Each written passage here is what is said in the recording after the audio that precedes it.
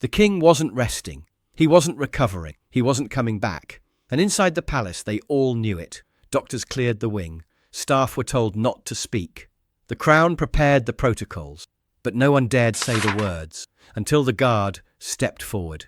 He'd been posted outside the room for 12 days. He'd seen who came and who didn't, and when he spoke, he didn't offer comfort. He didn't ask permission. He simply confirmed what the nation feared. The king was dying. Before I show you how a single royal guard risked everything to reveal what Buckingham Palace was hiding, make sure you're subscribed with notifications turned on and drop a comment telling us where in the world you're watching from, because what you're about to see wasn't any rumour. The rain came early that morning, soft at first, then steady, coating the palace forecourt in a sheet of glistening grey. Lamps flickered against the pre-dawn fog. The rhythmic click of Sergeant Alaric Denham's boots on wet stone echoed sharper than usual, the only sound moving in a place that should have been awake by now. Buckingham Palace didn't sleep. Not really. There were always aides hustling through back corridors, deliveries arriving, staff crossing marble halls with folders or flowers. Even in its silences, the palace hummed. But not today. Today, it was holding its breath. Alaric adjusted his posture by the southeast arch, eyes trained forward, but peripherals sweeping everything behind the veil of discipline. Across the gravel drive, a convoy of 3 black Range Rovers pulled through the wrought iron gates. No crests, no fanfare, just matte finish paint and fast idling engines. 2 men in long black coats stepped out of the second vehicle, both carrying slim, sealed portfolios pressed to their sides like weapons. He didn't recognize them. That alone wasn't unusual. Contracted security, private couriers, even intelligence liaisons moved through the palace occasionally. But the hour was wrong. The absence of announcement was wrong. And the tension in their shoulders, even as they nodded to the gate steward, was the kind Alaric had seen on dust roads in Helmond when something in the wind didn't sit right. Minutes later, a medical van rolled through the side lane, markings removed. Back windows fogged. One of the palace physicians stepped out from the passenger side and disappeared into the lower wing, pace fast, head down. Alaric didn't move. Coldstream Guards didn't shift unless ordered. But his knuckles whitened slightly against the hilt of his ceremonial sword. Not enough for a tourist to notice, just enough for another soldier to. 6 hours early, came a voice at his side. Quiet, clipped. Lieutenant Trellick, passing on his own patrol route, didn't stop. 3 medics already inside, and Lady Grenford just cancelled her briefing. Understood, sir. Trellick kept walking, but he paused just before turning the corner, voice dropping even lower. They're clearing the King's schedule for the next 72 hours, not postponing, clearing, and the Lord Chamberlain's been on a secure line with the Cabinet Office since 400. Alaric's gaze didn't shift, but something cold settled in his gut. 72 hours wasn't a precaution. It was containment protocol, the kind used when time was measured in days, not weeks. Medical staff aren't rotating out either, Trellick added. Same team's been in there since yesterday evening. No shift change, no breaks. That violated standard procedure. Palace physicians worked in rotations specifically to prevent fatigue during long monitoring periods. If they weren't rotating, it meant they couldn't leave, which meant someone inside needed constant observation. Trellick disappeared around the corner without another word. The rain thickened. Somewhere deep inside, a grandfather clock chimed 5, and still no movement from the usual staff, no carts, no catering stewards, only security. Alaric had learned a long time ago that silence isn't always stillness. Sometimes it's containment. And this silence, this odd, pressing quiet, crawling along the limestone walls, didn't feel like respect. It felt like fear, trying to look like order. The palace corridors weren't built for panic. They were designed for ceremony, for containment, for a kind of dignified circulation where even distress wore silk gloves. But that morning, as Alaric made his rounds through the inner north wing, the quiet wasn't ceremonial. It was suffocating. He passed a junior footman near the Queen's gallery, who turned abruptly the moment their eyes met, suddenly fascinated by a drapery that hadn't moved in a decade. 2 aides outside the communications office paused mid-conversation when they saw him approaching. One of them, Alaric thought her name was Sandford, tilted a folder against her chest. just enough to obscure the edge of a document marked "Privy Clearance Required." Their voices didn't resume until he'd cleared the corridor. Guards didn't intrude. But guards noticed. They remembered tone, posture, shifts in weight. Alaric noted how some staff lingered near security doors longer than usual, how others avoided eye contact altogether. And then there were the boxes. Charles's private study, usually cloistered behind respectful distance, was now exposed. A pair of internal couriers moved briskly past with lacquered crates marked P.O. Windsor, the kind reserved for legacy documents and personal effects. Through the half-open door, Alaric saw what had been the king's favourite working room, the heavy writing desk bare except for an inkwell, the diary that once held engagements lying closed beneath a sheet of folded parchment. The blotter was missing. The photographs were gone. The study looked evacuated. As Alaric stood watch near the base of the Queen's staircase, he caught a familiar voice, muffled, sharp, with tension. "Sandringham is locked down already." Another voice responded, hushed. "Then he'll issue it from there, if he even can. But if this gets out—" They were too far down the corridor for him to see, but the next sentence stilled the air like a blade drawn slowly from its sheath. "It changes everything." Footsteps retreated. A door clicked softly. Alaric didn't move. His post was ceremonial, his silence expected. But inside, a different kind of awareness was forming, a soldier's clarity. This wasn't scandal. It wasn't routine. This was structural.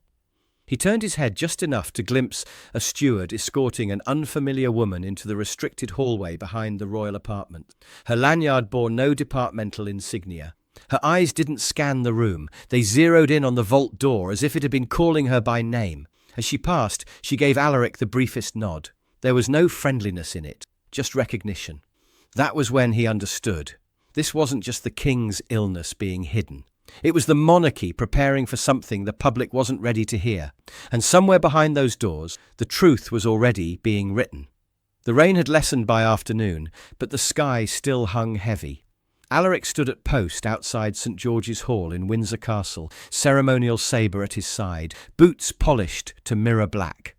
The king was expected, briefly, one of those controlled engagements arranged to quell rumours. A charity reception, quiet and brief. No press questions, no fanfare, just presence. When the royal convoy arrived, it did so without the usual rhythm. Doors didn't open with a typical snap. The driver lingered a beat longer, and when King Charles finally emerged, Alaric felt something in his chest still. The monarch who stepped out wasn't the one who had walked the long aisle at Westminster Abbey just months earlier, crown resting like iron upon his head. This man was thinner. His face, usually flushed with the soft pink of long English walks, had paled into something parchment-like. The creases beside his eyes had deepened, and he moved with the cautious precision of someone counting each step. He smiled, waved, spoke softly to an aide whose hand hovered discreetly near his lower back, not to steady, but to intercept should he falter. From his position, Alaric watched every detail. The king's right foot dragged slightly at the heel. When shaking hands with a Ghanaian ambassador, his grip seemed delayed, his knuckles trembling faintly afterward. Twice he paused mid-conversation, as if reaching for a word that refused to come. His voice, though steady, carried none of its usual resonance, but it was the security adjustment that made Alaric's instincts flare. Halfway through the reception, one of the royal protection officers repositioned himself, not at the perimeter where threats entered, but directly behind the king, close enough to catch him if he fell.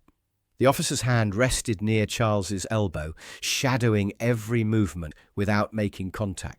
Standard protocol for elderly dignitaries or those with mobility concerns.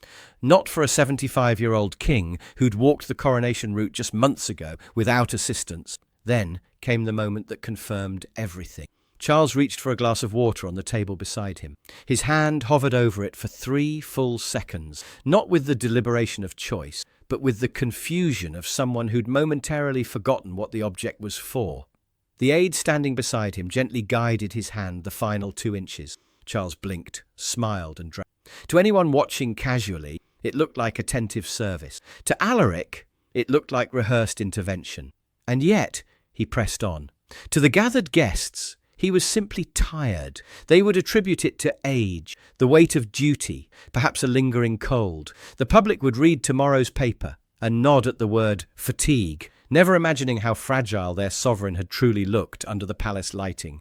But Alaric had seen men mask worse in war zones. He'd watched officers walk on shattered legs just to reassure younger soldiers they'd be fine. He knew the performance of strength better than most, and this was a performance.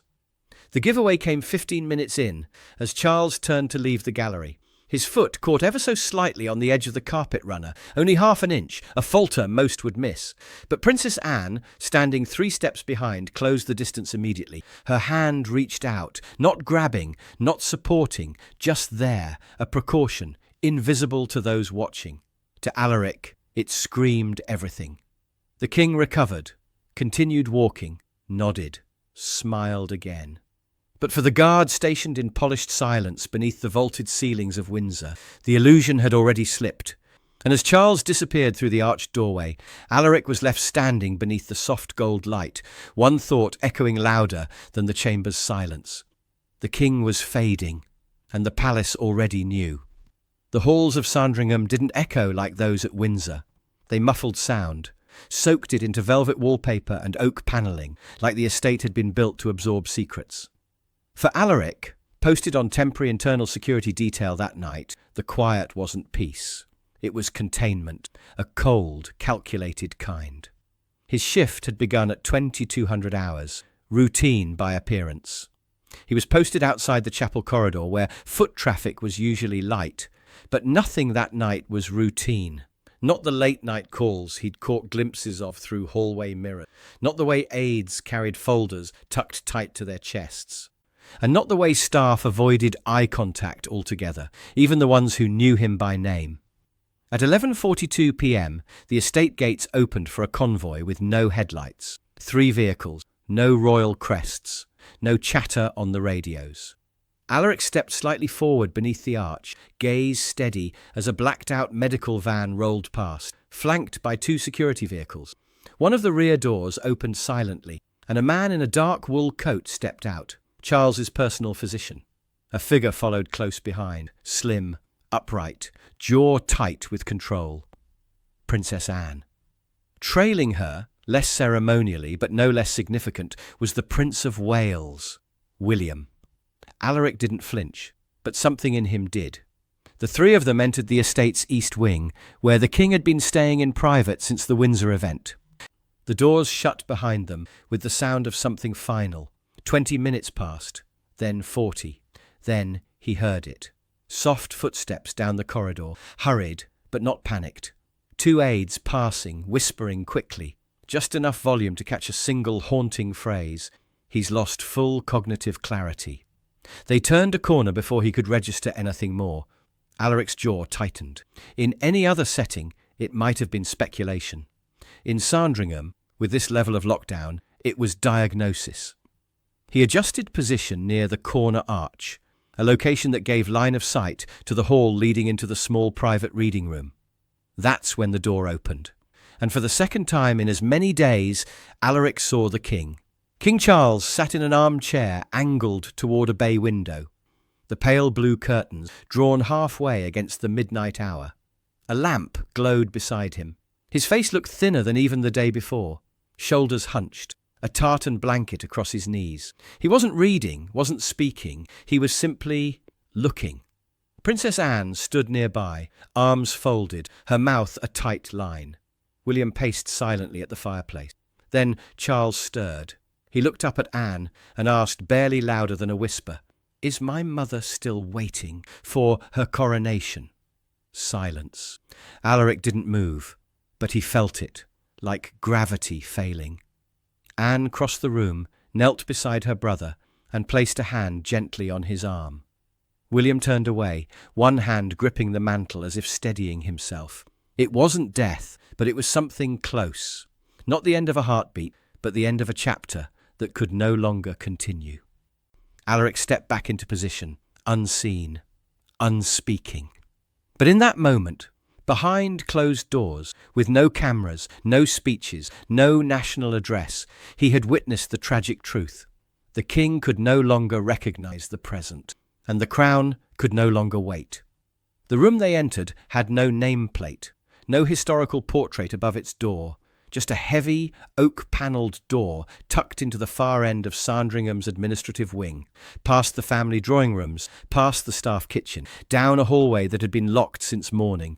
Alaric was posted 2 doors down, positioned near a supply corridor, back straight, sword still, face unreadable. And yet every movement he saw felt carved into memory. Princess Anne and Prince William emerged from the royal apartments just after 2 a.m., each carrying a leather-bound folder. But it was the small cedar box in Anne's gloved hands that made Alaric's breath still in his chest. No insignia, no clasp. Only a single red ribbon, creased, faded, looped around the width and tied once at the top. Alaric had seen that box once before, years ago, the night Queen Elizabeth II passed. It had been carried the same way then, by Anne alone.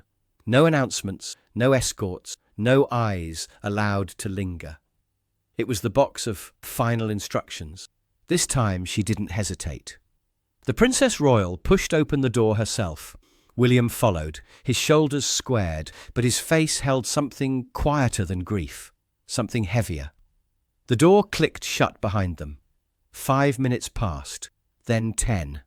From inside he caught only fragments, words spoken low, but sharp enough to sting when carried by tension. His handwriting, still lucid then, instruction is clear. The transition must be quiet, dignified, no media frenzy. A pause, then, we carry it now, or risk losing control. Alaric's heart beat slower. Not with fear, but with confirmation. There it was, the sealed instruction from King Charles, written while his clarity remained intact, was being opened. And inside, if the whispers were true, were not funeral rites or abdications, but orders. Orders to transfer power, not through death, but through design. He didn't need to hear every word. The weight in the hallway had changed. It wasn't confusion anymore. It wasn't speculation. It was execution, an institution silently obeying the last command of a sovereign, too frail to deliver it himself. Moments later, a series of quiet movements followed like clockwork. 3 senior aides moved toward the secure comms room, 2 carrying authorization briefcases, the third dialing in codes Alaric recognized from previous protocol drills. None of them spoke, none of them looked his way. Down the corridor, a private secretary emerged from Charles's wing and placed a call to Windsor. Another assistant stepped briskly through the security vestibule with a folder marked Privy Council. Conditional authority. Phones weren't ringing, they were activating. Every action that followed happened beneath layers of silence, and yet Alaric could feel the tremor behind it, the shifting of weight from one era to the next. No ceremony, no coronation. Just a soft, administrative handover between 2 people carrying out the wishes of a father, no longer able to speak them aloud. Within the hour, the machinery moved with surgical precision. The Lord President of the Council was woken and briefed via secure line. The Archbishop of Canterbury received a sealed message delivered by motorcycle courier. Alaric watched it arrive, watched the rider hand it directly to the Archbishop's private secretary, watched the man's face drain of colour as he read the cover notation. 2 members of the Judicial Committee were summoned to Sandringham under the guise of procedural consultation. They arrived separately, 30 minutes apart, and were escorted into different rooms to review identical documentation. Alaric understood the protocol, independent verification. No single person could claim the process had been manipulated or rushed. In the mahogany-panelled office where the transition was being formalised, he glimpsed William seated at the head of the table, not beside it at the head, signing documents under the witness of the Lord Chamberlain. Anne stood beside him, one hand resting on the back of the chair that had been their mother's during her final days. The weight of continuity pressed down on that room like atmospheric pressure before a storm. And through it all, in the private reading room where a lamp still glowed softly, King Charles sat with his tartan blanket, unaware that the crown he'd waited 70 years to wear was now passing, quietly, legally, irreversibly, to the son who'd waited just as long. And so the monarchy didn't fall. It folded itself inward, tight, efficient, prepared. But it had changed, and for the man guarding the corridor, where history was being sealed into motion, that truth would never leave him. The silence didn't last. At 03:19 a.m., the door at the far end of the corridor slammed open with a force that did not match the hour. Alaric didn't flinch, but the rhythm of his breath caught ever so slightly as Queen Camilla strode in, her heels sharp against the flagstone, her coat still half-buttoned, hair pinned in haste. She wasn't announced, she wasn't accompanied. She moved like someone who had just learned they were being excluded and refused to accept it. 2 senior aides trailed her, one trying to catch up with soft protests, the other holding a tablet close to his chest like a shield. Camilla didn't slow. Alaric saw it all from his post, standing just far enough to not be noticed, but close enough to watch everything unfold.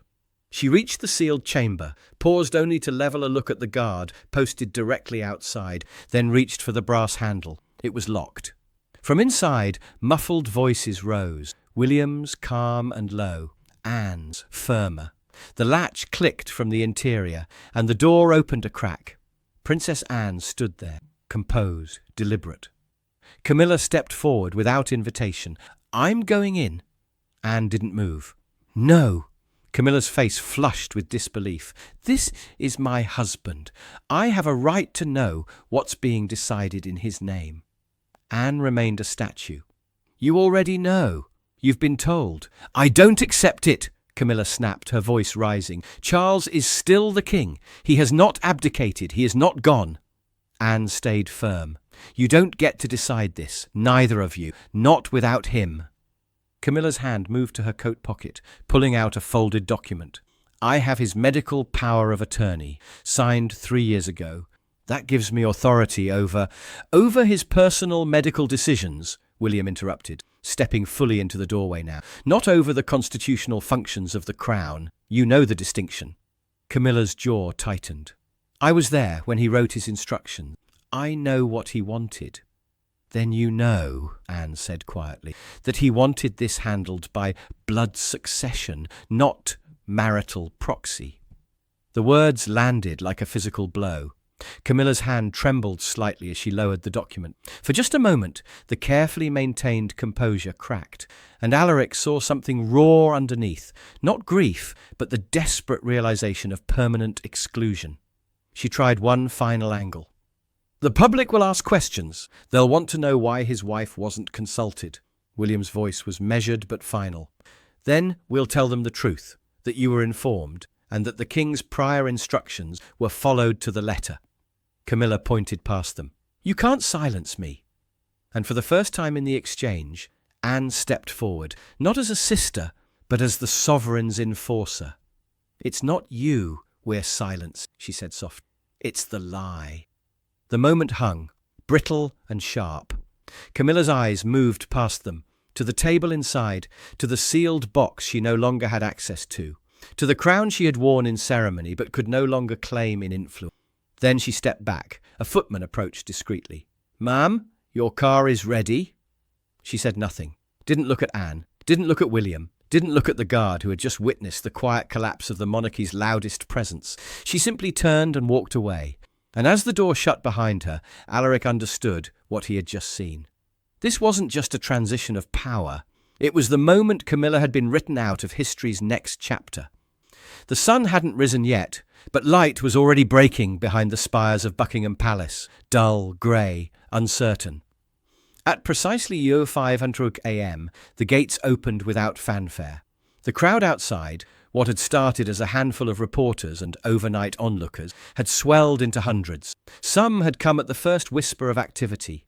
Others had simply felt something was different. Alaric stepped into the courtyard as the royal press officer emerged beside him, flanked by palace security. This wasn't a typical announcement. There were no podiums, no flags, no royal emblems projected behind him.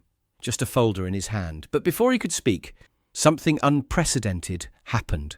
Alaric, still in full uniform, bearskin hat removed and cradled at his side, took one step forward and spoke first. "For decades," he began, voice steady but low. "I've stood silent in the service of the crown. I have watched history unfold without reacting. I have buried the weight of wars, of scandal, of change, so that the institution would never flinch." He looked up, his eyes meeting the rows of journalists, the civilians, the people who had always seen the Royal Guard as an ornament rather than a witness. "But this morning I speak not as a soldier, I speak as a servant of truth." Murmurs rippled across the crowd. "His Majesty King Charles III has formally and privately relinquished all executive duties of the monarchy. By personal instruction, confirmed last night and witnessed by his immediate heirs, he has entered indefinite medical isolation." The words landed like a thunderclap. It wasn't death, but it wasn't far from it. The press officer behind Alaric stepped forward, clearly prepared to take over. But Alaric wasn't finished. He did so with dignity, with clarity, and with the knowledge that the institution must endure, not through silence, but through transition. He turned slightly, facing not just the press, but the palace itself, the weight of it, the burden of legacy. "And as of this hour, the Crown's authority has been provisionally passed to the Council of Regency, chaired by the Prince of Wales." He paused, then added the line that would echo for days. This decision was not forced, not leaked, not politically motivated.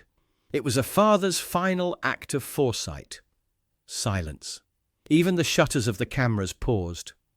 Alaric stepped back. Only then did the press officer begin reading the official statement, filled with carefully worded diplomacy, timeframes and clauses. But none of it would matter, because the image had already been set in stone, a royal guard breaking centuries of silence to deliver the truth no one else dared confirm. And the crown, stripped of its voice, had chosen him to speak. 2 days later, the rain returned. Not the sharp, ceremonial kind that streaked off rooftops in London, but the quiet drizzle of Sandringham, a kind of English morning that said nothing but settled into everything. The gravel paths were slick, the hedges motionless, and the chapel bell remained silent. Alaric stood in the eastern passage outside the estate's archival chamber, no longer on ceremonial duty, but retained under provisional orders. Everything had changed since the morning he'd spoken. The press had spun itself raw. Commentators debated the constitutionality. Parliament held a late-night session to discuss regency clauses that hadn't been touched since the 1930s. But inside the palace walls, there was no shouting, no frenzy, just an unspoken understanding that the crown had entered new territory and that one voice had made it undeniable. Alaric hadn't spoken again publicly, but within the palace's own records, sealed, classified, and encoded in the royal archive, he gave a sworn statement, 2 pages long, handwritten, no embellishment.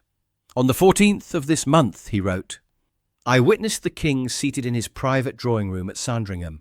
In a state I can only describe as gentle confusion, His Majesty asked, without irony, whether his mother was still awaiting coronation. This statement was made in the presence of Princess Anne and the Prince of Wales.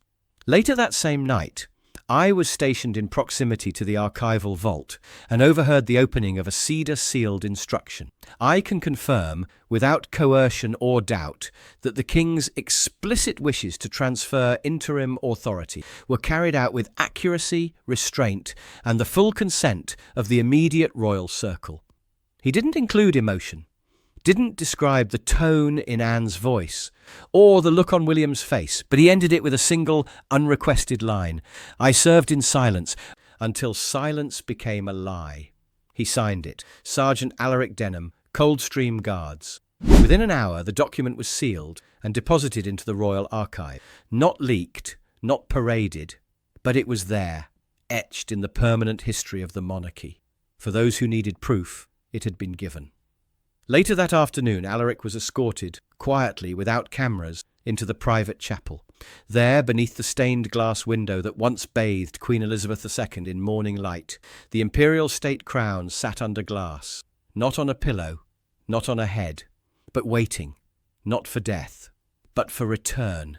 And as Alaric stood there, in full uniform but unarmed, he did the one thing he had never done during a ceremony. He bowed his head, not to a sovereign, but to a legacy being handed, with trembling grace to the next. And do you believe the monarchy should have waited before making it public? Was the royal guard right to speak up, or did he break protocol? And what role do you think Camilla was really playing behind the scenes? Let us know what you think in the comments below. Make sure you're subscribed with the bell icon turned on, because these stories aren't just about power, they're about truth, and the people still willing to stand for it.